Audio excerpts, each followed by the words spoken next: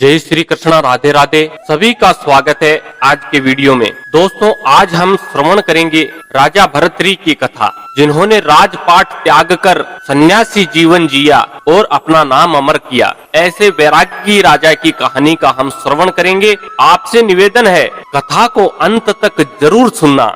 आपको जीवन में जितने भी भौगोलिक सुख हैं वो निरर्थक नजर आएंगे। कहानी से शिक्षा मिलेगी। तो शुरू करते हैं कहानी। अपनी तीसरी पत्नी पिंगला पर मोहित राजा भर्तृहरि के वैरागी बनने की कथा। प्राचीन उज्जैन में बड़े प्रतापी राजा हुए। राजा भर्तृहरि अपनी तीसरी पत्नी पिंगला पर मोहित थे और वे उस पर अत्यंत विश्वास करते थे। राजा पत्नी मोह में अपने कर्तव्यों को भी भूल गए थे।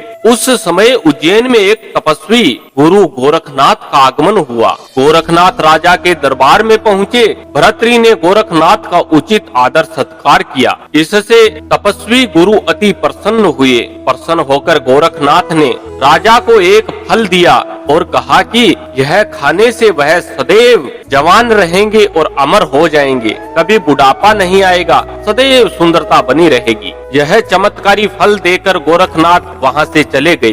राजा ने फल लेकर सोचा कि उन्हें जवानी और सुंदरता की क्या आवश्यकता है, क्योंकि राजा अपनी तीसरी पत्नी पर अत्यधिक मोहित थे। रानी पिंगला से अत्यधिक प्रेम करते थे। अतः उन्होंने सोचा कि यदि यह फल रानी पिंगला खा लेगी तो वह सदैव सुंदर और जवान बनी रहेगी। यह सोचकर राजा ने पिंगला को वह फल दे दिया। रानी पिंगला भर्तृहरि पर नहीं बल्कि उसके राज्य के कोतवाल पर मोहित थी। राज्य का जो कोतवाल था उससे प्रेम करती थी। यह बात राजा नहीं जानते थे। जब राजा ने वह चमत्कारी फल रानी को दिया तो रानी ने सोचा कि यह फल यदि कोतवाल खाएगा तो वह लंबे समय तक उसकी इच्छाओं की पूर्ति कर सकेगा। रानी ने यह सोचकर वो चमत्कारी फल कोतवाल को दे दिया। अब वह कोतवाल भी एक वेश्या से प्रेम करता था और उसने सोचा, मैं क्या करूंगा इस फल को खाकर, ये फल मैं अपनी प्रेमिका इस वेश्या को दे देता हूँ। और उसने वो फल वेश्या को दे दिया। सोचा कि वह सदैव जवान और सुंदर बनी रहेगी। वेश्या ने फल पाकर सोचा कि यदि वह जवान और सुंदर बनी रहेगी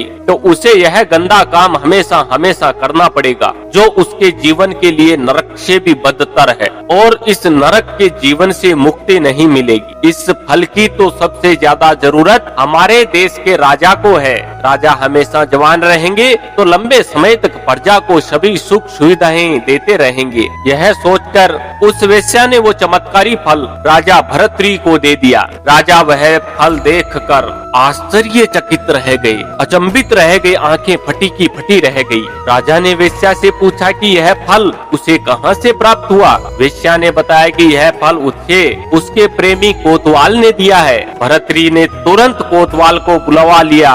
शक्ति से पूछने पर कोतवाल ने बताया कि यह फल उसे रानी पिंगला ने दिया है। जब भर्तृहरि को पूरी सच्चाई मालूम हुई तो वह समझ गए कि रानी पिंगला उसे धोखा दे रही है। पत्नी के धोखे से भर्तृहरि के मन में वैराग्य जाग गया और वे अपना संपूर्ण राज्य विक्रमादित्य को सौंपकर उज्जैन की एक गुफा में आ गए। उस गुफा में भर्तृहरि ने 12 वर्षों तक तपस्या भी की। उज्जैन में आज भी राजा भर्तृहरि की गुफा दर्शनीय स्थल के रूप में स्थित है। राजा भर्तृहरि ने वैराग्य पर वैराग्य शतकम की रचना की, जो काफी प्रसिद्ध है। राजा भर्तृहरि ने श्रृंगार शतकम और नीति शतकम की रचना की। यह तीनों ही आज भी उपलब्ध हैं और पढ़ने योग्य हैं। और राजा भर्तृहरि अमर हो गए। तो ये थी दोस्तों राजा भर्तृहरि की कथा। अच्छी लगी तो चैनल को सब्सक्राइब करना, वीडियो को लाइक करना, कमेंट में जय गुरु गोरखनाथ अवश्य लिखना। जय श्री कृष्णा, राधे राधे।